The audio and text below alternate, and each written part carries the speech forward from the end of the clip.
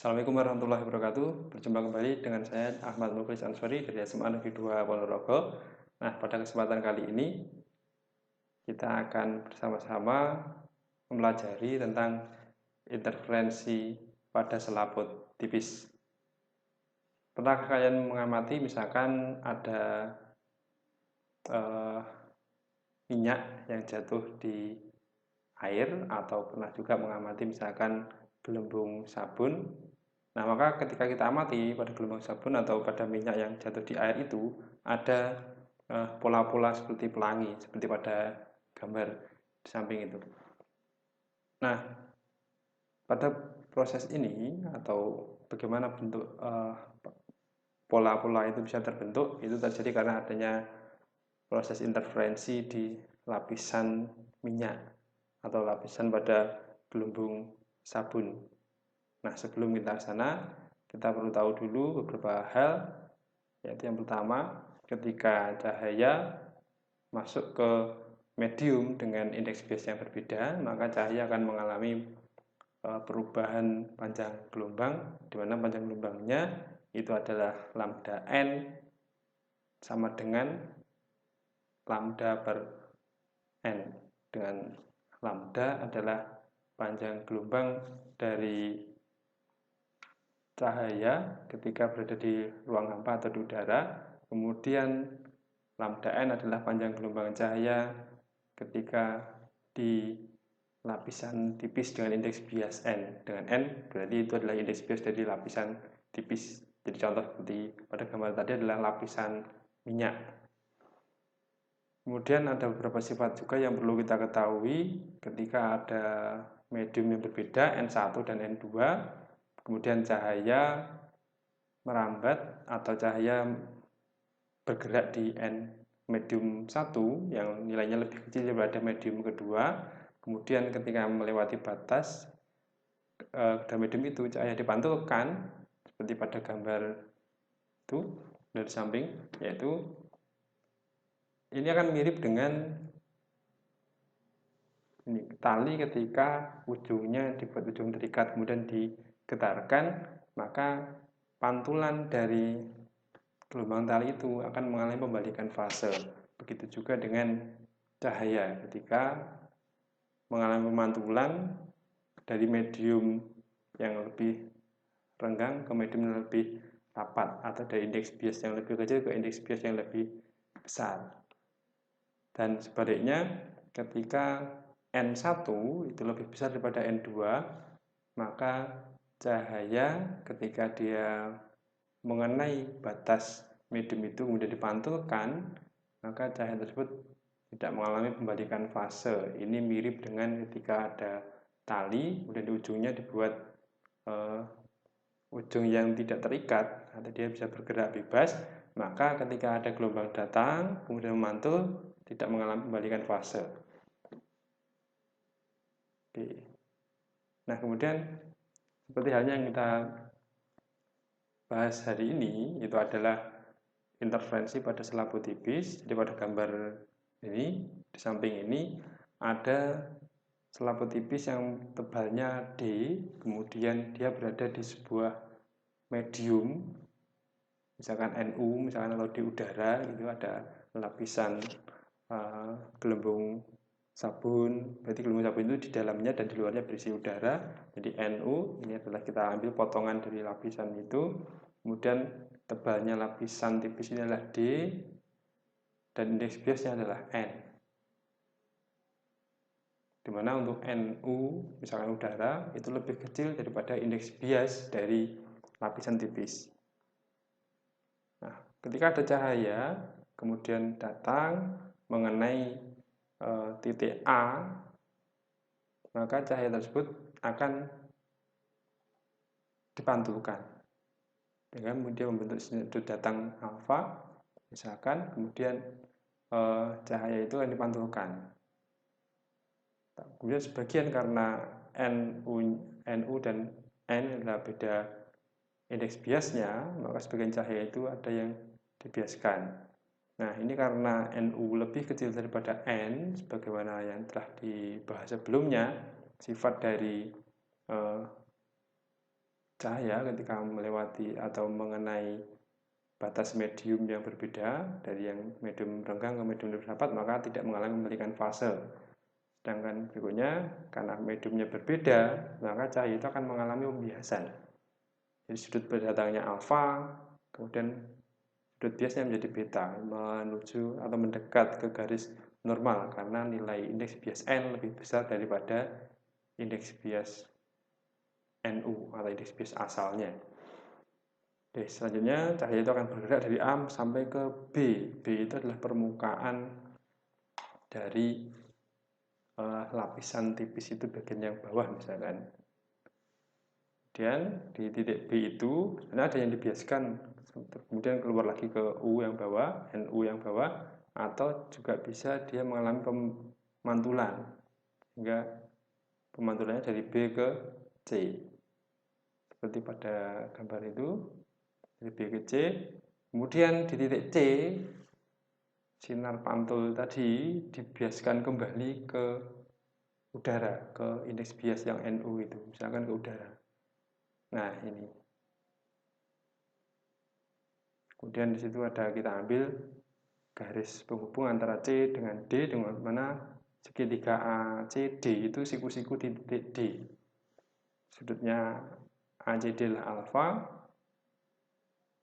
Oke. Nah, kemudian pada bagian sinar bias yang melewati C, titik C itu tidak mengalami pembalikan fase karena di titik B itu sinar dipantulkan, tapi indeks biasnya N lebih besar daripada indeks bias NU sehingga tidak mengalami pembalikan fase. Nah, karena di A tadi mengalami pembalikan fase, kemudian di C tidak mengalami pembalikan fase, maka ini ada syarat agar bisa terjadi interferensi maksimum atau interferensi minimum. Oke, kita akan bahas itu selanjutnya. Nah, selanjutnya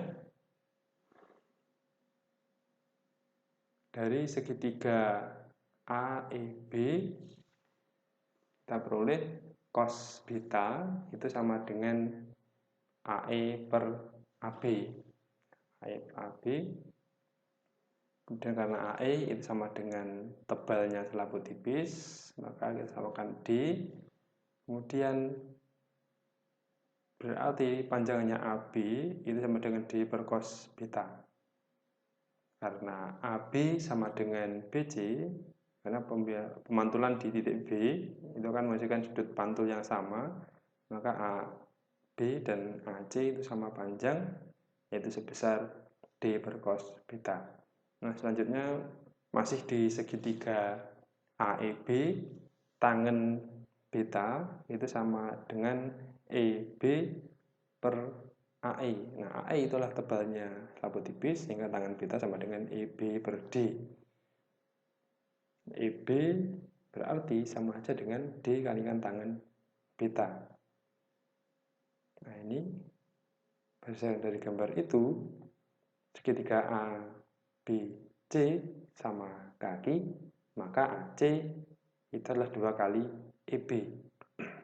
Karena EB adalah D tangan beta, maka AC itu adalah dikalikan 2 tangan beta atau 2D tangan beta. Oke, selanjutnya kita perhatikan segitiga ACD.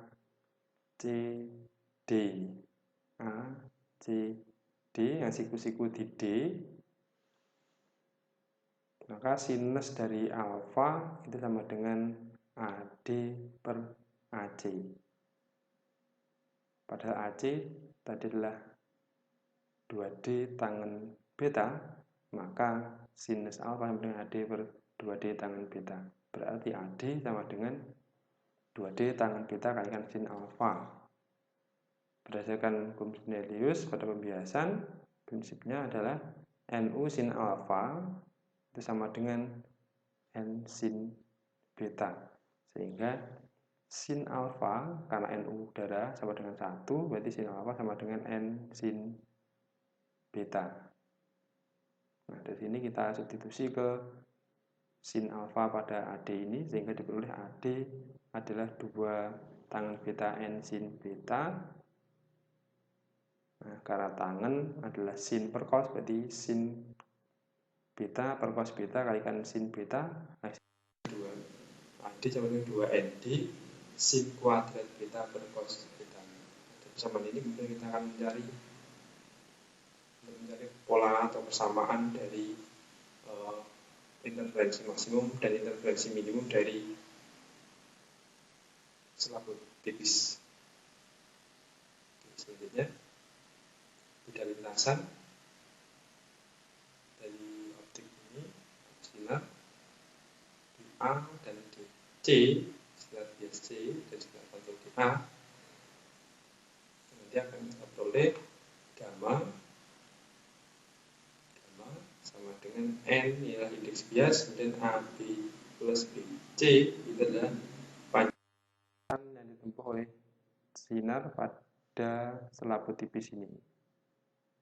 Karena di sini dia mengalami perubahan panjang gelombang, kita kalikan dengan N dikurangi dengan AD adalah panjang lintasan ditempuh sinar ini. Jika mengalami pemantulan di titik A, jika dipantulkan ini bergerak terus. Nah, kemudian selisihnya AB dan BC tadi sudah diketahui nilainya sama. Nah, berarti gamma sama dengan N, AB adalah D per cos beta, BC juga D per cos beta, sedangkan AD adalah 2ND sin kuadrat beta per cos beta. Nah, untuk gamma, kali ini kemudian kita gabungkan menjadi 2D per cos beta kalikan N, berarti 2ND kali C per cos beta. Sedangkan yang kanan 2ND sin kuadrat beta per cos beta. Nah, 2ND-nya ini kita keluarkan lalu di depan, sehingga karena penyebutnya sudah sama, ini jadinya 1 min sin kuadrat beta per cos beta. 1 min sin kuadrat beta ini adalah sama dengan cos kuadrat beta. Nah, seperti ini. Jadi nanti bisa dicoret 1 sehingga diperoleh gamma adalah 2 ND cos beta.